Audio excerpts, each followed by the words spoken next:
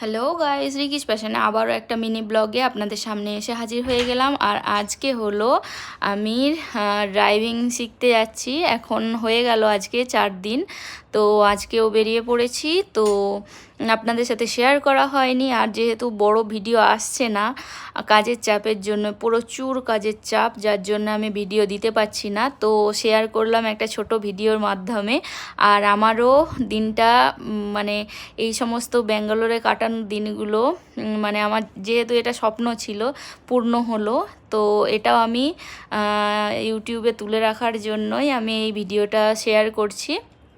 তো আমার আজকে ডে 4, আমি ড্রাইভিং শিখছি।